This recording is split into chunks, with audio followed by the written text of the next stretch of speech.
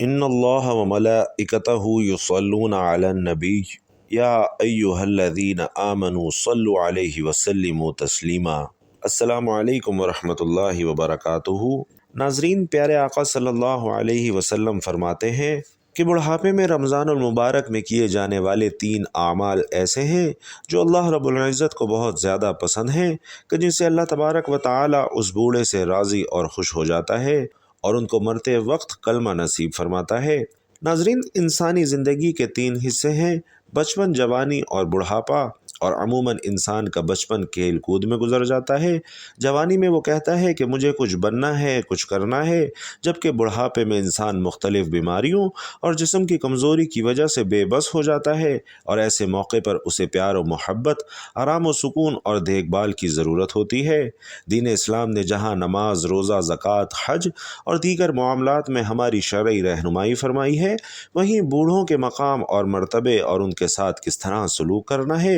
اس کی رہنمائی بھی فرمائی ہے۔ اللہ پاک قرآن کریم میں اپنی عبادت کرنے کے ساتھ ساتھ بوڑھے ماں باپ کی خدمت کرنے کا حکم دیتے ہوئے ارشاد فرماتا ہے، اور تمہارے رب نے حکم فرمایا ہے کہ اس کے سوا کسی کی عبادت نہ کرو اور ماں باپ کے ساتھ اچھا سلوک کرو۔ اگر تیرے سامنے ان میں سے کوئی ایک یا دونوں بڑھاپے کو پہنچ جائیں تو ان سے اف تک نہ کہنا اور نہ ہی انہیں جھڑکنا، ان سے خوبصورت نرم بات کرنا اور ان کے لیے نرم دلی اور عاجزی کا بازو جھکا کر رکھنا، اور دعا کرنا کہ اے میرے رب، تو ان دونوں پر رحم فرما جس طرح ان دونوں نے مجھے بچپن میں پالا پوسا ہے۔ تو ناظرین، بوڑھے بزرگوں کی عزت کیجیے کہ دین اسلام نے ہمیں بوڑھے والدین کے ساتھ ساتھ رشتہ داروں اور معاشرے میں موجود دیگر بوڑھے حضرات کی بھی عزت کرنے کا حکم دیا ہے، اور اللہ کے پیارے نبی صلی اللہ علیہ وسلم ارشاد فرماتے ہیں کہ بوڑھے مسلمان کی عزت کرنا اللہ پاک کی تعظیم میں سے ہے۔ حضرت انس رضی اللہ تعالی عنہ فرماتے ہیں کہ ایک بوڑھا شخص حضور نبی کریم صلی اللہ علیہ وسلم سے ملاقات کے لیے حاضر ہوا۔ لوگوں نے اسے جگہ دینے میں دیر کی، پھر رسول کریم صلی اللہ علیہ وسلم نے ارشاد فرمایا کہ وہ شخص ہم میں سے نہیں جو چھوٹوں پر رحم نہ کرے اور ہمارے بڑوں کی عزت نہ کرے۔ اور ناظرین، امام طاؤس رحمۃ اللہ علیہ فرماتے ہیں کہ 4 اشخاص کی تعظیم کرنا سنت ہے، یعنی رسول کریم صلی اللہ علیہ وسلم سے یہ عمل ثابت ہے۔ نمبر 1، عالم دین، یعنی وہ شخص جس نے اپنی زندگی کو طالب علم کے لیے وقف کر دیا ہو، حصول علم کی خاطر سفر کیا ہو، دین کا علم حاصل کیا ہو اور پھر اس کی اشاعت میں اپنا کردار ادا کیا ہو، تو ایسا شخص نبی کریم صلی اللہ علیہ وسلم کے نزدیک تعظیم اور عزت و احترام کے قابل ہے۔ نمبر 2، بوڑھا شخص، یعنی کوئی مسلمان یا کسی دوسرے مذہب سے تعلق رکھنے والا ایسا مرد یا عورت کہ جس کا جسم بڑھاپے کی عمر کو پہنچ چکا ہے اور وہ اپنی زندگی گزارنے کے لیے اب دوسروں کے سہاروں کا محتاج ہے، تو ایسا شخص نبی کریم صلی اللہ علیہ وسلم کے نزدیک احترام اور عزت کے لائق ہے، اور اس معاملے میں مذہب کی بھی کوئی قید نہیں ہے۔ خواہ بوڑھا شخص کسی بھی مذہب سے تعلق رکھتا ہو تو مسلمانوں کے لیے انسانیت کی بنیاد پر اس کا احترام لازم ہے۔ حضرت اسماء بنت ابی بکر رضی اللہ تعالی عنہ بیان کرتی ہیں کہ نبی کریم صلی اللہ علیہ وسلم کے زمانے میں صلح حدیبیہ کے بعد ان کی مشرکہ والدہ حضرت ابو بکر کی سابقہ بیوی مکہ مکرمہ سے مدینہ منورہ آئیں، تو ان کی والدہ کا نام قتیلہ بنت عبد العزیٰ تھا اور وہ اس وقت مسلمان نہیں ہوئی تھیں۔ جب وہ مدینہ آئیں تو وہ اپنی بیٹی حضرت اسماء رضی اللہ تعالی عنہا کے لیے کوئی تحفہ لے کر آئیں، اور یہ تحائف کپڑے اور دیگر اشیاء پر مشتمل تھے۔ حضرت اسماء رضی اللہ تعالی عنہا نے اپنی والدہ کی آمد اور تحائف کے معاملے میں تذبذب محسوس کی، چونکہ ان کی والدہ مشرکہ تھیں اور وہ دین اسلام پر نہیں تھیں، اس لیے حضرت اسماء نے سوچا کہ ان کی والدہ کے ساتھ اچھا سلوک کرنا اور ان کے تحائف قبول کرنا درست ہوگا یا نہیں، اور اسی تذبذب کے عالم میں حضرت اسماء رضی اللہ تعالی عنہا نبی کریم صلی اللہ علیہ وسلم کی خدمت میں حاضر ہوتی ہیں اور سوال کرتی ہیں کہ یا رسول اللہ صلی اللہ علیہ وسلم، میری والدہ مشرکہ ہے اور وہ میرے پاس آئی ہیں، تحائف لائی ہیں، کیا میں ان کے ساتھ صلہ رحمی یعنی رشتہ داری کا حق ادا کروں؟ تو نبی کریم صلی اللہ علیہ وسلم نے ان کی بات سن کر ارشاد فرمایا، ہاں، اپنی والدہ کے ساتھ صلہ رحمی کرو اور ان کے حقوق ادا کرو۔ تو ناظرین، والدین کے حقوق کی ادائیگی دین سے مشروط نہیں ہے۔ نبی کریم صلی اللہ علیہ وسلم کے اس فرمان سے یہ سبق ملتا ہے کہ والدین کے ساتھ حسن سلوک اور ان کے حقوق ادا کرنا ایک بنیادی انسانی اور اسلامی فریضہ ہے، پھر چاہے والدین مسلمان ہوں یا غیر مسلم ہوں۔ اسلام رشتہ داری اور صلہ رحمی کو بہت اہمیت دیتا ہے، حتیٰ کہ اگر رشتہ دار دین اسلام پر نہ ہوں تب بھی ان کے حقوق ادا کرنا ضروری ہے۔ ناظرین، تیسرا شخص جس کا احترام کرنے کے لیے نبی کریم صلی اللہ علیہ وسلم نے حکم دیا ہے وہ حاکم وقت ہے، جبکہ چوتھا شخص انسان کا باپ ہے۔ بوڑھوں کو ترجیح دیجیے کہ امام غزالی رحمۃ اللہ علیہ فرماتے ہیں کہ بوڑھوں کی عزت کا کمال درجہ یہ ہے کہ ان کی موجودگی میں ان کی اجازت کے بغیر نہ بولا جائے۔ اور حضرت جابر ابن عبداللہ رضی اللہ تعالی عنہ فرماتے ہیں کہ کسی قبیلے کا ایک وفد بارگاہ رسالت میں حاضر ہوا، ان میں سے ایک نوجوان گفتگو کے لیے کھڑا ہوا تو پیارے آقا صلی اللہ علیہ وسلم نے ارشاد فرمایا، تم ٹھہرو، بڑا کہاں ہے؟ تو ناظرین، بوڑھوں کی عزت کر کے اپنی عمر میں اضافہ کیجیے کہ نبی کریم صلی اللہ علیہ وسلم فرماتے ہیں کہ جو نوجوان کسی بوڑھے شخص کی اس کی عمر کی وجہ سے عزت کرتا ہے تو اللہ پاک اس کے بڑھاپے کے وقت ایسے شخص کی عمر بڑھا دیتا ہے جو بوڑھوں کی عزت کرتا ہے۔ اور امام غزالی رحمۃ اللہ علیہ یہ حدیث پاک نقل کرنے کے بعد فرماتے ہیں کہ اس حدیث پاک میں لمبی عمر کی بشارت ہے، اور اس سے معلوم ہوتا ہے کہ بوڑھوں کی عزت کرنے سے عمر میں اضافہ ہوتا ہے۔ ناظرین، اسی طرح ایک شخص حضرت علی رضی اللہ تعالیٰ عنہ کی خدمت میں حاضر ہوتا ہے اور ان سے سوال کرتا ہے کہ یا علی، میرے بال سفید ہوتے جاتے ہیں، اس کا کیا مقصد ہے؟ حضرت علی رضی اللہ تعالیٰ عنہ نے فرمایا کہ جب حضرت آدم علیہ السلام زمین پر آئے اور بوڑھے ہونے لگے تو ان کے بال بھی سفید ہونے لگے، اور جب پہلی مرتبہ حضرت آدم علیہ السلام نے اپنے بالوں کو سفید ہوتے دیکھا تو اللہ سبحانہ و تعالیٰ سے عرض کی کہ اے اللہ، میرے بال کیوں سفید ہو رہے ہیں؟ تو اللہ نے فرمایا کہ بالوں کا سفید ہونا بڑھاپے، بزرگی اور تجربات میں فراوانی کی طرف اشارہ ہے، اور انسان کا بوڑھا ہونا انسان کی نفسانی خواہشات سے دور کرتا ہے اور اس بات کو واضح کرتا ہے کہ اس شخص کے پاس زندگی میں تجربات ہیں جن سے مشورہ لے کر آپ اپنے فیصلوں کو بہتر بنا سکتے ہیں۔ اسی لیے اللہ تعالیٰ بوڑھوں کے مشورے زیادہ پسند فرماتا ہے، یعنی کہ بوڑھوں کے پاس جو تجربات ہوتے ہیں تو وہ اچھا مشورہ دیتے ہیں۔ اسی طرح بالوں کے سفید ہونے کے احکامات کے حوالے سے بھی آپ کو بتاتے ہیں کہ سفید بالوں کو اکھاڑنا چاہیے یا نہیں، اور کیا سفید بالوں کو رنگ کرنا چاہیے یا نہیں۔ عمر ابن شعیب رضی اللہ تعالیٰ عنہ سے روایت ہے کہ نبی کریم صلی اللہ علیہ وسلم نے فرمایا کہ سفید بالوں کو نہ اکھاڑو، کیونکہ بڑھاپے میں بالوں کا سفید ہونا مسلمانوں کے لیے نور ہے۔ جو شخص حالت اسلام میں بڑھاپے کی طرف قدم بڑھاتا ہے، جب کسی مسلمان کا ایک بال سفید ہوتا ہے تو اس کی وجہ سے اللہ اس کا ایک گناہ مٹا دیتا ہے اور اس کی ایک نیکی لکھ دیتا ہے اور اس کا ایک درجہ بلند کر دیتا ہے۔ اور اسی طرح یہ حدیث مختلف کتابوں میں بیان کی گئی ہے اور احادیث کی کتابوں میں بھی اس کو بیان کیا گیا ہے۔ ناظرین، اب یہ بھی جان لیجئے کہ سفید بالوں کو رنگنا چاہیے یا نہیں۔ بالوں کو رنگنا خضاب کرنا کہلاتا ہے، اور جان لیجئے کہ نبی کریم صلی اللہ علیہ وسلم نے سفید بالوں کو رنگنے کا حکم دیا ہے، جیسا کہ حضرت ابو ہریرہ رضی اللہ تعالی عنہ روایت بیان فرماتے ہیں کہ نبی کریم صلی اللہ علیہ وسلم نے فرمایا کہ بڑھاپے میں بالوں کی سفیدی کو خضاب کے ذریعے سے بدل ڈالو، اور خضاب نہ لگانے میں یہودیوں کے مشابہت نہ کرو۔ اسی طرح سے ایک اور روایت میں آپ صلی اللہ علیہ وسلم نے فرمایا کہ یہودی اور نصرانی یعنی کہ عیسائی خضاب نہیں لگاتے تھے، لہٰذا تم ان کے خلاف کام کرو، یعنی کہ خضاب لگاؤ۔ ایک اور روایت میں فرمایا کہ مہندی کا خضاب لگانا یا مہندی میں کوئی اور چیز ملا کر سفید بالوں کو رنگ کرنا بھی جائز ہے، اور زرد خضاب لگانا بھی ٹھیک ہے۔ ناظرین، اسی طرح حضرت عمر رضی اللہ تعالیٰ عنہ سے روایت ہے کہ نبی کریم صلی اللہ علیہ وسلم بغیر بال کے چمڑے کا جوتا پہنا کرتے تھے، اور اپنی ریش مبارک یعنی داڑھی مبارک پر آپ ورش، جو کہ ایک گھاس ہے جو یمن کے علاقے سے ملتی ہے، اس کے ذریعے اور زعفران کے ذریعے رنگ لگاتے تھے۔ مہندی لگانا جائز کہا جاتا ہے، لیکن کچھ علماء کے نزدیک کہا جاتا ہے کہ رنگ لگانا جائز نہیں ہے، یعنی مہندی لگانا تو جائز ہے، لیکن آج کے دور میں جو مختلف قسم کی پروڈکٹ سامنے آ چکی ہیں اور کیمیکلز وغیرہ جن سے رنگ لگایا جاتا ہے، کیونکہ آپ کی جلد پر بھی لگ جاتے ہیں، اور اگر اس کو وہاں سے جلدی نہ اتارا جائے تو آپ کی جلد بھی کالی دکھائی دیتی ہے۔ اسی طرح احادیث سے معلوم ہوتا ہے کہ آپ صلی اللہ علیہ وسلم نے بعض دفعہ سرخ اور سرد خضاب لگایا ہے، اور اسی طرح بعض احادیث میں نبی کریم صلی اللہ علیہ وسلم کا بالوں کو رنگنے کا بھی ذکر ہے، جبکہ سفید بالوں میں سیاہ رنگ کا خضاب لگانے کے حوالے سے بھی آپ کو بتاتے ہیں کہ حضرت جابر رضی اللہ تعالی عنہ سے روایت ہے کہ فتح مکہ کے دن سیدنا ابو بکر صدیق رضی اللہ تعالی عنہ کے والد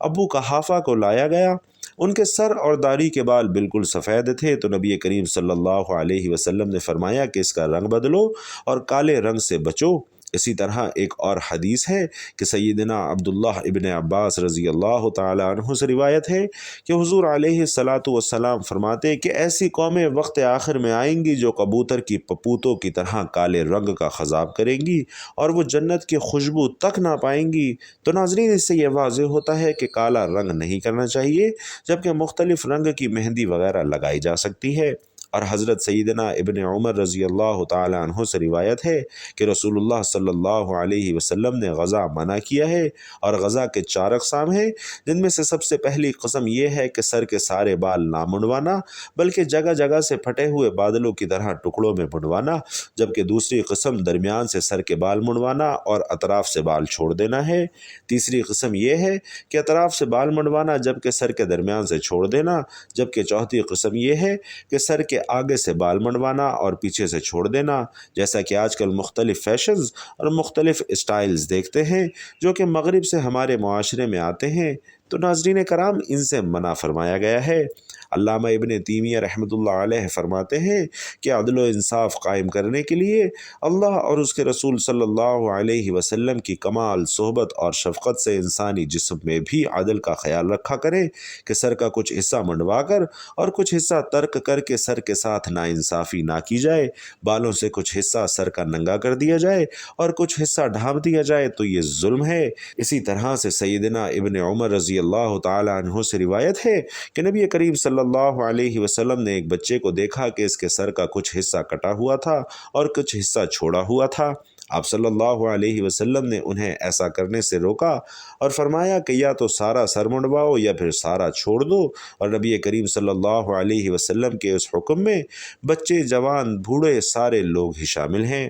تو پیارے بھائیوں اور بہنوں، ہمیں بھی چاہیے کہ ہم اسلام کی تعلیمات پر عمل کرتے ہوئے بوڑھوں کی عزت اور احترام کریں۔ اگر ہم گھر میں یا کہیں اور بیٹھیں اور وہاں بوڑھے والدین یا کوئی بوڑھا شخص موجود ہو، اس کی عزت کرتے ہوئے کھڑے ہو جائیں، ان کو سلام کریں اور ان سے بیٹھنے کا کہیں۔ جو کہیں نہیں جا رہے ہوں اور راستے میں کوئی بوڑھا شخص ملے تو اسے عزت دیتے ہوئے سلام کریں، اور اگر ان کے پاس کوئی سامان ہو تو وہ سامان اٹھا کر اس کی مدد کریں۔ اسی طرح جب ہم کسی ٹرین یا گاڑی میں سفر کر رہے ہوں اور کوئی بوڑھا آ جائے اور بیٹھنے کی جگہ نہ ہو تو اسے اپنی جگہ پر بٹھا کر عزت دیں اور اس کی دعائیں لیں۔ حضرت مفتی احمد یار خان نعیمی رحمۃ اللہ علیہ فرماتے ہیں کہ اللہ پاک کی بارگاہ میں بوڑھے شخص کی دعا زیادہ مقبول ہوتی ہے۔ اللہ کریم سفید داڑھی بالوں والے بندے کے پھیلے ہوئے ہاتھ خالی نہیں پھیرتا۔ اللہ پاک ہمیں اسلام کی روشن تعلیمات پر عمل کرتے ہوئے بوڑھے حضرات کی عزت، ادب اور احترام کرنے کی توفیق عطا فرمائے۔ ناظرین، اسلام میں موت کے وقت کلمہ طیبہ یعنی لا الہ الا اللہ کے جاری ہونے کو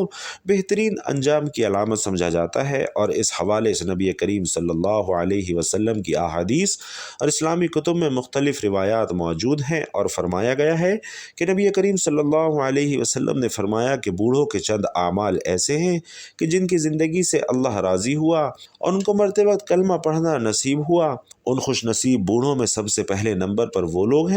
جو اپنی زندگی میں ایمان پر استقامت رکھتے ہیں۔ ایسے بوڑھے افراد جو اپنی زندگی میں ایمان رکھتے ہیں، رمضان المبارک میں عبادات کرتے ہیں اور اللہ کے ساتھ اپنے تعلق کو مضبوط رکھتے ہیں، ان کی زبان پر کلمہ طیبہ جاری ہونے کی قوی امید کی جاتی ہے۔ رسول علیہ الصلاۃ والسلام فرماتے ہیں کہ جو شخص لا الہ الا اللہ کہتے ہوئے دنیا سے رخصت ہوا تو وہ جنت میں داخل ہوگا۔ ناظرین، ایمان کی استقامت اور اللہ کے ذکر پر موت کے وقت جنت کی خوشخبری ملتی ہے۔ بوڑھے افراد جو طویل عمر گزارنے کے باوجود اپنے ایمان پر قائم رہتے ہیں، ان کے لیے یہ سعادت ممکن ہے۔ ناظرین، دوسرے نمبر پر بوڑھے والدین کی خدمت کرنے والے افراد کے بارے میں احادیث میں بہت فضیلت بیان کی گئی ہے، اور ایسے بوڑھے افراد جو اپنی اولاد کو نیکی اور خیر کی طرف رہنمائی کرتے رہے ہوں، ان کی زبان میں کلمہ جاری ہونے کی قوی امید کی جاتی ہے کہ رسول علیہ الصلاۃ والسلام نے فرمایا فرمایا اس شخص کی ناک خاک آلود ہو جس نے اپنے والدین میں سے ایک یا دونوں کو بڑھاپے میں پایا اور ان کی خدمت کر کے جنت حاصل نہ کر سکا۔ تو ناظرین، یہ حدیث ان افراد کی فضیلت کو بیان کرتی ہے جو اپنے والدین کی خدمت کرتے ہیں اور ان کی دعاؤں کا وسیلہ بنتے ہیں۔ ایسے والدین کے لیے نیک انجام کی امید کی جا سکتی ہے۔ ناظرین، تیسرے نمبر پر ایسے بوڑھے افراد آتے ہیں جو اپنی پوری زندگی میں نماز کے پابند رہے ہوں۔ ان کے لیے موت کے وقت کلمہ طیبہ کے جاری ہونے کی خوشخبری دی گئی ہے۔ رسول علیہ الصلاۃ والسلام نے فرمایا کہ نماز دین کا ستون ہے، جو اس کو قائم رکھے گا وہ دین کو قائم رکھے گا۔ اور نماز کی پابندی کرنے والے بوڑھے افراد کے دل اللہ کی یاد سے معمور ہوتے ہیں اور موت کے وقت اللہ کا ذکر ان کی زبان پر جاری رہتا ہے۔ جبکہ چوتھے نمبر پر حقوق العباد کا خیال رکھنے والے ایسے بوڑھے افراد جنہوں نے اپنی زندگی میں دوسروں کے حقوق ادا کیے ہوں، ان کے لیے بھی نیک انجام کی بشارت ہے۔ رسول علیہ الصلاۃ والسلام نے فرمایا کہ مسلمان وہ ہے جس کی زبان اور ہاتھ سے دوسرے مسلمان محفوظ رہیں۔ تو ناظرین، حقوق العباد کا خیال رکھنے والے بوڑھے افراد کو اللہ کی رحمت نصیب ہوتی ہے اور ان کا خاتمہ ایمان پر ہوتا ہے اور ان کو موت کے وقت کلمہ پڑھنا نصیب ہوتا ہے۔ ناظرین، پانچویں نمبر پر ایسے بوڑھے افراد جو قرآن کے حافظ یا اس کے قاری ہیں اور انہوں نے اپنی زندگی کا بیشتر حصہ قرآن مجید پڑھنے اور پڑھانے میں گزارا ہوتا ہے، تو ان کے لیے بھی نیک انجام کی بشارت دی گئی ہے اور ان کو اللہ تعالیٰ مرتے وقت کلمہ نصیب کرتا ہے۔ رسول اکرم صلی اللہ علیہ وسلم نے فرمایا کہ قیامت کے دن قرآن اپنے قاری کے لیے شفاعت کرے گا اور قرآن کے ساتھ تعلق رکھنے والے بوڑھے افراد کی زبان پر اکثر قرآن کے الفاظ اور کلمہ جاری رہتا ہے جو ان کی موت کے وقت بھی جاری ہوتا ہے۔ تو زبان کو ذکر الہی سے تر رکھنے والے ایسے بوڑھے افراد جو اپنی زبان کو ہمیشہ اللہ کے ذکر سے تر رکھتے ہیں، ان کے لیے بھی موت کے وقت میں یہی ذکر جاری رہتا ہے۔ رسول علیہ الصلاۃ والسلام فرماتے ہیں کہ اللہ کا ذکر کرتے رہو یہاں تک کہ لوگ تمہیں پاگل سمجھنے لگیں۔ ناظرین، اللہ کے ذکر میں مشغول رہنے والے بوڑھے افراد کے لیے یہ عظیم سعادت ممکن ہے۔ اور ناظرین، ساتویں نمبر پر ایسے بوڑھے افراد جو اپنے گناہوں پر ندامت کے ساتھ ساتھ اللہ سے معافی مانگتے رہتے ہیں اور دعا کرتے رہتے ہیں، ان کی زبان پر موت کے وقت کلمہ جاری ہونے کی بشارت دی گئی ہے۔ قرآن پاک میں ارشاد ہے، اور جو اپنے رب کے سامنے کھڑے ہونے سے ڈرتے ہیں اور نماز کے لیے جھکتے ہیں، یہ کیفیت ان کے نیک انجام کا سبب بنتی ہے۔ آٹھویں نمبر پر ایسے بوڑھے افراد جنہوں نے اپنی اولاد کو نیکی اور دینداری کی تربیت دی ہو، ان کے لیے بھی موت کے وقت اللہ کی رحمت کی بشارت ہے۔ حضور نبی کریم صلی اللہ علیہ وسلم فرماتے ہیں کہ بڑھاپے کے 3 اعمال ایسے ہیں جو اللہ کو بے حد پسند ہیں کہ جن سے اللہ راضی اور خوش ہو جاتا ہے اور ان کو مرتے وقت کلمہ نصیب فرماتا ہے۔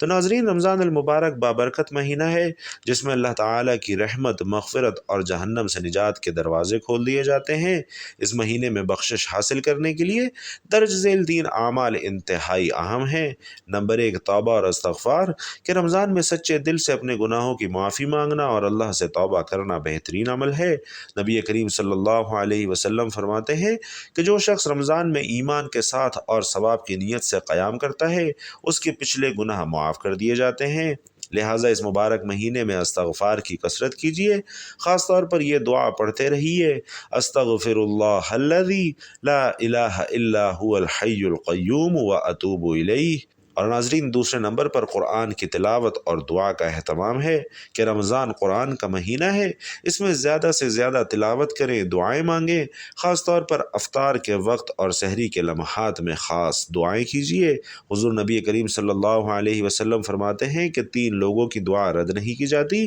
روزہ دار کی افطار کے وقت، عادل حکمران اور مظلوم کی دعا۔ اور ناظرین، تیسرے نمبر پر صدقہ اور خیرات اور دوسروں کے ساتھ حسن سلوک کا اہتمام لازمی کرنا چاہیے کہ رمضان میں صدقہ و خیرات کرنا گناہوں کی معافی اور اللہ کی رضا حاصل کرنے کا بہترین ذریعہ ہے۔ حضور نبی کریم صلی اللہ علیہ وسلم رمضان میں سب سے زیادہ سخی ہوتے تھے اور حدیث میں آیا ہے کہ صدقہ گناہوں کو اس طرح مٹا دیتا ہے جیسے پانی آگ کو بجھا دیتا ہے۔ تو بھائیوں اور بہنوں، یہ 3 اعمال رمضان میں بخشش کے لیے انتہائی مؤثر ہیں۔ اللہ تعالی ہم سب کو ان پر عمل کرنے کی توفیق عطا فرمائے اور رمضان المبارک کی خاص الخاص گھڑیوں سے بھرپور مستفید ہونے کی توفیق عطا فرمائے۔ آمین یا رب العالمین۔ ناظرین، آپ لوگ بھی کامنٹ باکس میں آمین ضرور لکھا کریں۔ اللہ تعالی آپ سب کا حامی و ناصر ہو۔